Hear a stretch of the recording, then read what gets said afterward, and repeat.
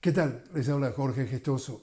En el programa de hoy, la escalada de agresiones de Israel contra Irán con otro notable invitado, Daniel Abundis, especialista en el Medio Oriente del Instituto Tecnológico de Monterrey, directamente desde Guadalajara. Daniel Abundis, una cálida bienvenida al programa. Como siempre, un gusto estar contigo, Jorge. Daniel, respecto a esta escalada de agresiones de Israel a Irán, tú has dicho que no lo ves como el preludio de una guerra a gran escala. Cuéntanos. Yo creo, Jorge, y viendo lo que ha estado sucediendo, a mí me parece que ha sido una medición de fuerzas, particularmente por el Estado de Israel y por otro lado República Islámica de Irán. Es decir, Israel ataca, Irán apela al derecho de legítima defensa, no se iba a quedar con las manos cruzadas y sin lugar a dudas lo que estamos observando es esa medición de fuerzas en donde desafortunadamente ha habido bajas por parte de ambas partes, pero que sin lugar a dudas, si esto se mantiene y si seguimos viendo cómo cada vez más ambas partes están utilizando mucho más tecnología, esto podría escalar particularmente, y hay que ponerlo sobre la mesa, creo que el grado de escalación va a depender mucho del tema geopolítico. Si a mí me lo preguntan, esto podría escalar cuando se vean intereses geopolíticos y económicos comprometidos. Esto es que podría comprometerse el flujo del gas natural o el flujo de más del 20% del petróleo que pasa por el mundo a través del estrecho de Hormuz. Es decir, si a mí me lo preguntas, esto escalaría cuando la República Islámica de Irán decida frenar el paso franco por el estrecho de Hormuz. Eso sí que representaría, a mí me lo parece, una escalada en términos de que se estarían afectando los intereses de otras potencias. ¿Y cómo lees tú el momento? ¿Por qué entonces esta ofensiva de Israel en este momento a Irán?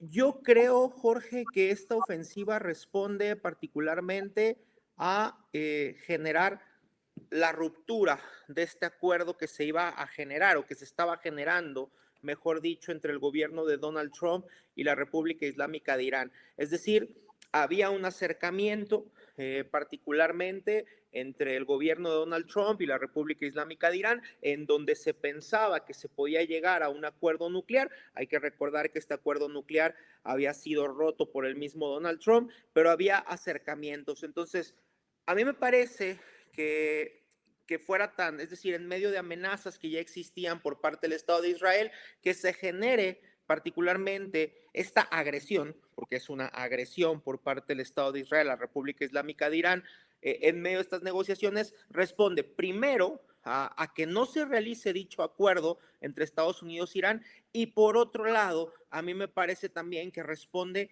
como ha sucedido en otras ocasiones, a desviar el foco de lo que está pasando en Gaza y en Cisjordania, es decir, en donde en los últimos meses se ha recrudecido la violencia después de que Israel dejara el cese al fuego definitivamente, en donde se ha recrudecido la violencia no solamente en la devastada Gaza, pero también en Cisjordania. Entonces, a mí me parece que responde a esos dos momentos. Un Benjamín Netanyahu criticado al interior de Israel por ciertos sectores de la población israelí que pues no ve con buenos ojos un acuerdo entre Irán y Estados Unidos y que por otro lado necesita justificar las agresiones cuestionándose al interior de una sociedad dividida.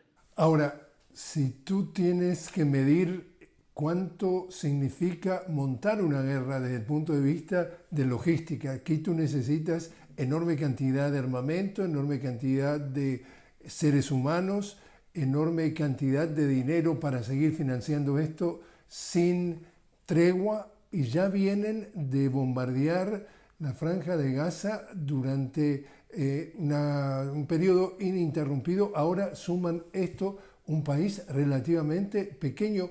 ¿De dónde sale todo ese dinero para poder financiar una operación de este nivel de guerrerismo? Lo dijiste bien, Jorge. Hay que poner en contexto, en los últimos 4 meses, Israel ha violentado distintas soberanías. Ya había violentado la soberanía iraní, había violentado la soberanía libanesa, había violentado la soberanía yemení, había violentado la soberanía siria y había violentado también los territorios que mantiene ocupados, como lo son Gaza y Cisjordania. Es decir, cinco frentes que se mantienen abiertos por parte de Israel, y ahora de nueva cuenta, pues con esta escalada en la violencia, con las agresiones bajo la tutela de esta nueva incursión denominada León Ascendente, como siempre apelando a estas narrativas de corte bíblico por parte del Estado judío. ¿Y de dónde sale el financiamiento? ¿De dónde sale la plata para sustentar esto? Son dos los principales, digamos, sustentos del Estado de Israel para financiar particularmente no solamente las baterías aéreas que componen el domo de hierro, que sabemos que es esta, digamos, tecnología de baterías antimisiles que está financiada particularmente por Estados Unidos, que desde la llegada de Donald Trump acrecentó los recursos en materia financiera hacia el Estado judío.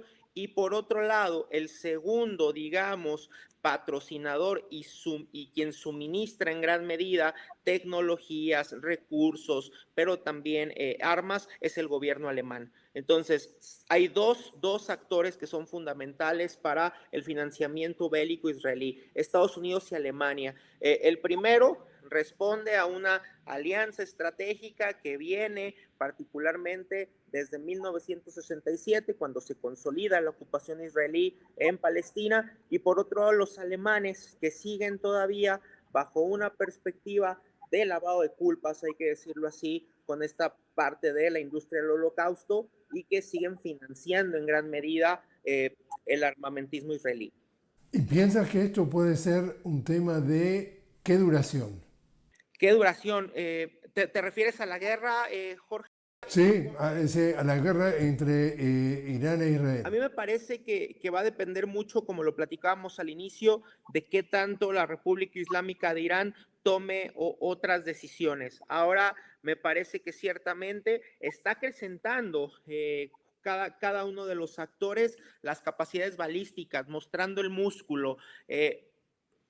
Insisto, en el momento que la República Islámica de Irán tome otras decisiones, comience a mover flota naval por el estrecho, cierre el estrecho, ahí ya estarían comprometidos los intereses de algunas potencias que son los principales, digamos, interesados en que no se cierre el estrecho, particularmente porque sabemos que por el estrecho de Hormuz se comercializa más del 25% del petróleo que se consume en el mundo, y además de eso, pues es una ruta importantísima en términos de muchos productos que se comercializan en las dinámicas del capital. Entonces, creo que conforme esto pudiera avanzar, esto podría devenir en una guerra mucho más regional, de más largo calado, particularmente porque se reagruparían las fuerzas particularmente de la región, involucrando a otras potencias y sobre todo un Estados Unidos que tendría que mover también sus piezas navales, que son muchas en el tablero geopolítico de Medio Oriente. Cuando tú dices reagruparías otras fuerzas locales o regionales, ¿estás pensando en qué grupo? A mí me parece que el primero que tendría que salir a colación, particularmente por acá, pues sin lugar a dudas es Arabia Saudita, es decir, una Arabia Saudita que recientemente se había acercado con el gobierno de Estados Unidos, que acaban de firmar un acuerdo en términos de tecnología militar, de recursos militares, y por otro lado, a mí me parece que también el momento en el que se daban las negociaciones entre Arabia Saudita e Israel, pues tenían, y Estados Unidos, perdón, tenían como telón de fondo lo que ya había buscado Estados Unidos hasta antes del 7 de octubre, que es la normalización de relaciones diplomáticas, comerciales entre el Reino de Arabia Saudita e Israel, cosa que no se ha logrado. A mí me parece que Estados Unidos sigue buscando acercar a Israel con otros países de la zona, particularmente con su gran socio estratégico y económico, que son los saudis, otras petromonarquías que también podrían verse afectadas con el tema del crudo, también podrían entrar a la balanza geopolítica. Sin lugar a dudas, Yemen es un actor fundamental. Sabemos que también geopolíticamente representa un paso franco para el petróleo a través de Bab al-Mandeb, este otro estrecho geopolíticamente hablando fundamental. Pero sin lugar a dudas, también tendríamos que pensar a escala no solamente regional, sino internacional, donde los países más afectados, particularmente de un posible cierre del estrecho, podrían ser Rusia o China. Precisamente, ¿cómo ves tú entonces esos otros actores a nivel mundial? Por ejemplo, estabas hablando de Rusia, estabas hablando de China y también cuéntanos cómo ves tú a la Unión Europea en todo esto. Sí, la Unión Europea, desafortunadamente, Jorge, a mí me parece que está supeditada a la narrativa del propio gobierno alemán. Un gobierno alemán que mantiene, digamos, ante viento y marea el apoyo estratégico al Estado de Israel sin tomar en cuenta otras perspectivas. A pesar de que ha habido algunas veladas voces que instan por el reconocimiento de Palestina, desafortunadamente hay dos cosas que siguen prevaleciendo en la política de la Unión Europea, que tiene que ver con la comercialización de armas hacia el Estado de Israel por parte de algunos de sus estados, particularmente el caso de Francia y España, pero sobre todo el apoyo de Alemania. Entonces la Unión Europea, desafortunadamente, pues mantiene todavía esta lógica de apoyo hacia el Estado de Israel, en donde pues no se ve que vaya a haber una ruptura. Y por otro lado, sí hay otros actores que se están viendo ya, amén del vínculo que tienen con la República Islámica de Irán, que se podrían ver particularmente, digamos, golpeados por algunas políticas que esto, digamos, los podrían impactar. El caso de China hay que ponerlo sobre el tablero. Sabemos que los chinos, desde que se da el bloqueo económico a la República Islámica de Irán, son el principal consumidor de petróleo iraní. Esto es importantísimo. Entonces, los chinos pueden ver perjudicada su economía en un momento de tensiones con Estados Unidos, sobre todo por un posible aumento en el precio del crudo. Ya veíamos el día viernes cuando comenzaban los ataques por parte de la República Islámica de Irán, un alza en el precio del barril de petróleo Brent, lo cual sin lugar a dudas pone en alerta, digamos, el temor a que la parte comercial inicie, digamos, un proceso de incremento en los precios de los barriles, dada, digamos, la importancia de este estrecho geopolítico. Daniel, te invito a hacer una pequeña pausa. Estamos hablando con Daniel Abundis directamente desde Guadalajara, precisamente sobre esta escalada de agresiones de Israel a Irán. Daniel es especialista precisamente en el Medio Oriente del Instituto Tecnológico de Monterrey. Enseguida regresamos.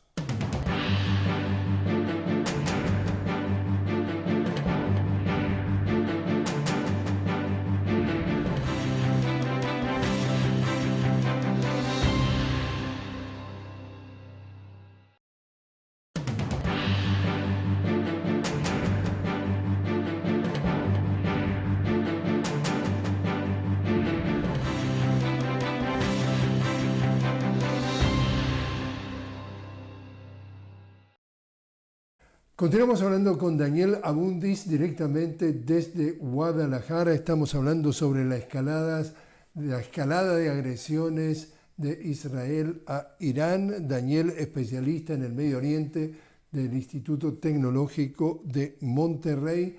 ¿Cómo ves tú que se está jugando este conflicto a nivel mediático, a nivel de los medios hegemónicos internacionales? Sin lugar a dudas, hay muchísimos sesgos, Jorge, si a mí me lo preguntas.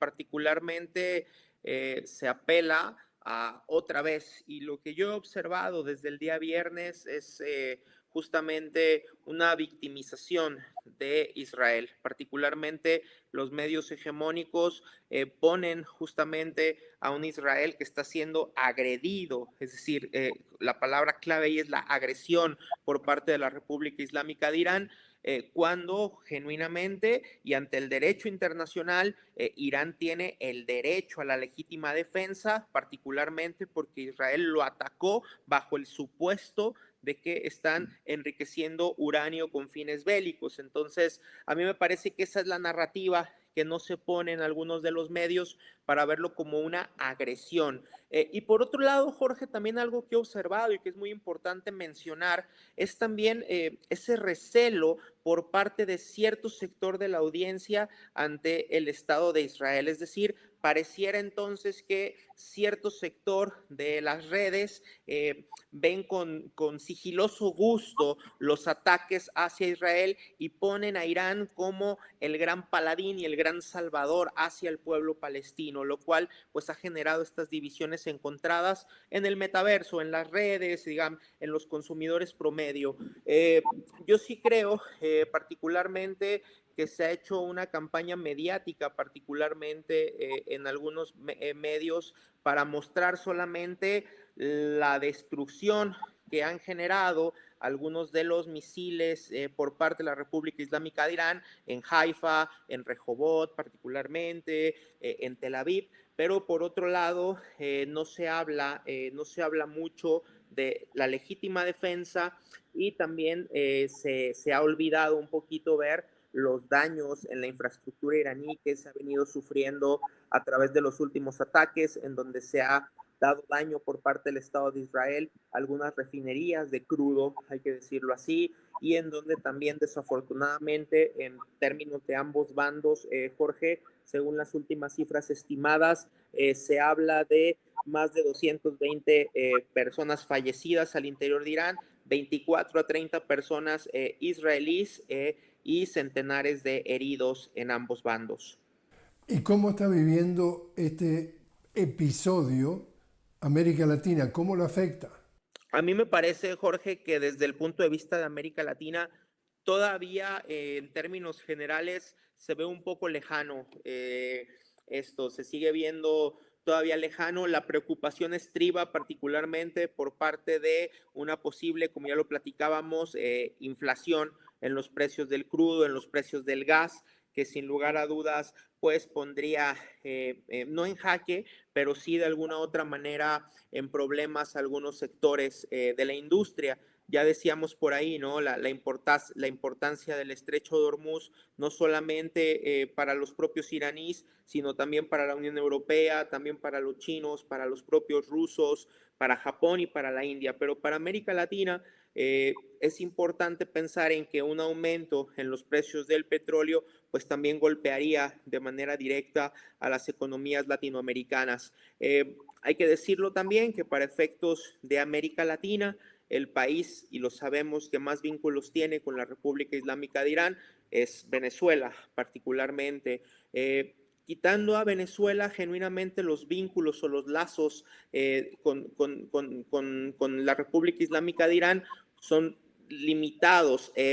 Y con el caso particularmente de Israel, sabemos que existe una población importante en Argentina, en México hay también un porcentaje de población judía que sigue viendo con recelo, digamos, desde manera general, este tipo de situaciones de carácter político. Pero hay que decirlo así, lo que se está viendo en este momento, y reitero y sostengo desde el día viernes, es solamente una medición de fuerzas, es mostrar el músculo. Sí hemos visto ya el fin de semana algunos misiles hipersónicos justamente que tiene la República Islámica de Irán y que ya han logrado justamente impactar. A mí me parece que Israel no era o era bastante consciente, mejor dicho, de los alcances de estos misiles y fue así que se da esta provocación a la República Islámica de Irán en un momento, reitero, en donde los acercamientos con Donald Trump eran muy cercanos y donde además hay que decir que el propio Donald Trump, aunque después reviró un poco en el discurso, había dicho y le había pedido a Benjamín Netanyahu que no atacara a Irán. ¿Y te parece que puede haber sido cierto? A mí me parece que en un primer momento, Jorge, lo último que quería Donald Trump era que esto escalara pensando en la lógica interna que actualmente tiene Estados Unidos. Sobre todo pensando en las narrativas en torno a los migrantes, las protestas que se estaban dando en ciudades como Los Ángeles, las protestas.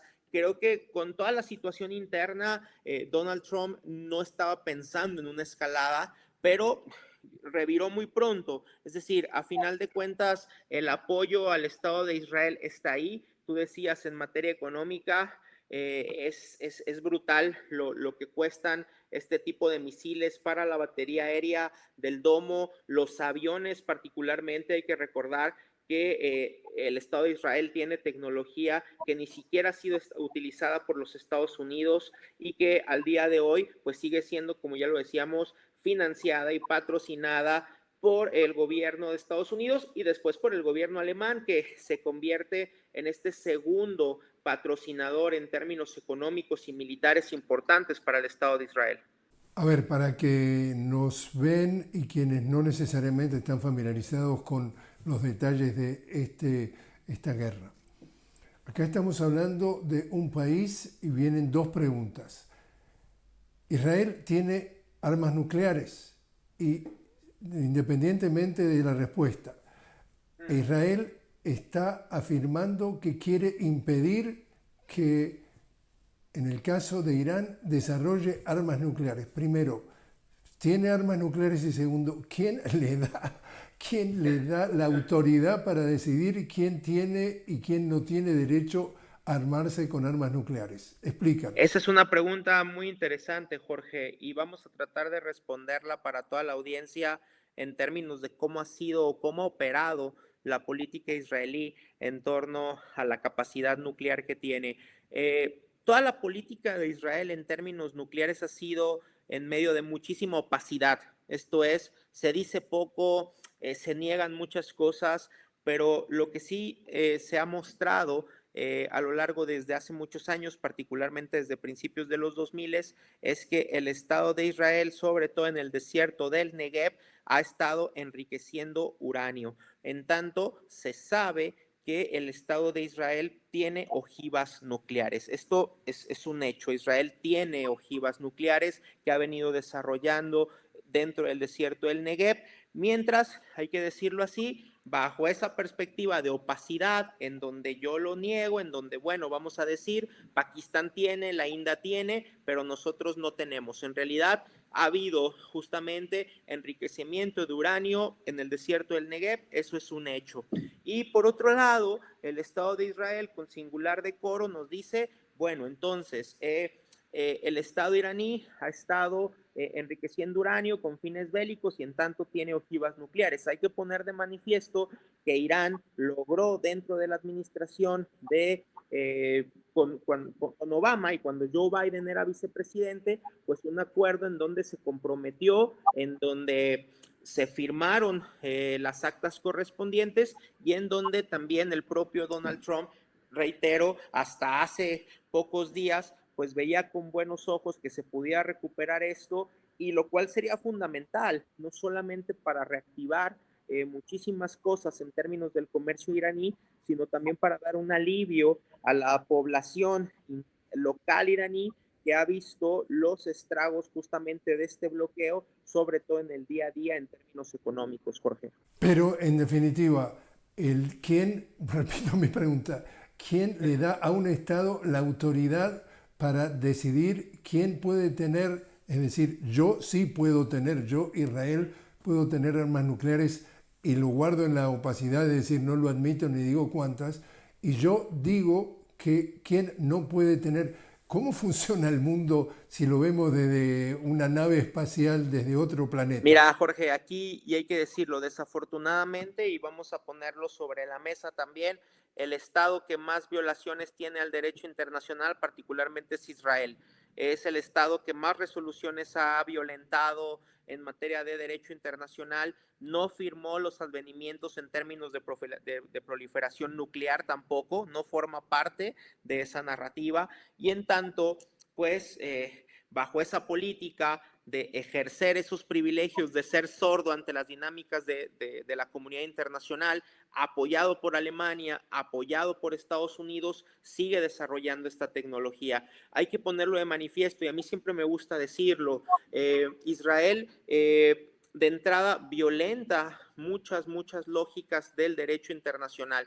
Yo lo pongo sobre la mesa, incluso ni siquiera tendría que formar parte de las Naciones Unidas, porque cuando un Estado es miembro de las Naciones Unidas, lo primero que tiene que hacer es delimitar sus fronteras. Israel nunca lo hizo, Israel nunca ha reconocido el derecho de retorno del pueblo palestino, Israel sigue violentando el Convenio de Ginebra con los asentamientos ilegales.